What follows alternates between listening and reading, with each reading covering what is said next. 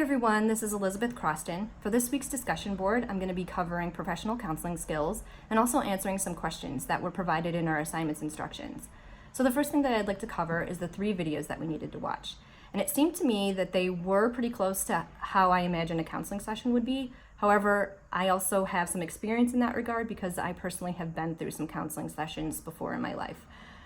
Though it was hard to get an in-depth perception of the video counselors just because the videos were rather short, but from what I saw, they were pretty close in alignment. The similarities that I noticed between the video counselors were that they all asked questions relating directly to their clients, and it seemed that they were sort of trying to pull out the deeper emotions or the below the surface understanding of their client's experience. They all practiced reflective listening, and they echoed back the thoughts and emotions of their clients.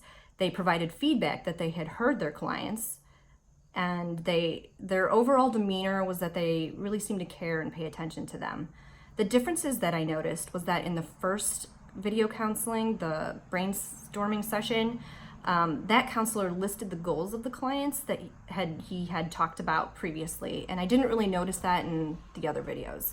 In the third video, the dancing or helping session counselor seemed very in tune with his client, and he did a lot more digging, I felt like, to get to the feelings of his client than the other 2 did.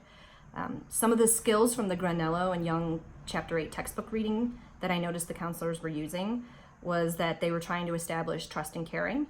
None of them were being judgmental or trying to impose their own particular viewpoint. And they all seemed very understanding and accepting of their clients and that in their situations. They weren't just necessarily trying to jump in and rush the process.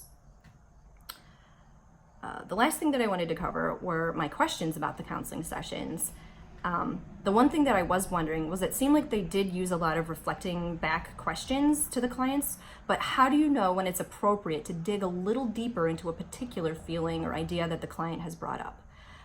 Another thing I was wondering was how do you know when something is relevant from the past and needs to be brought into the present? In the third video session, the dancing or helping one, the counselor had asked about the client's past experiences in dancing. And so I really was just wondering how you know how much time you need to spend in the past. So that's pretty much it. Thanks for listening.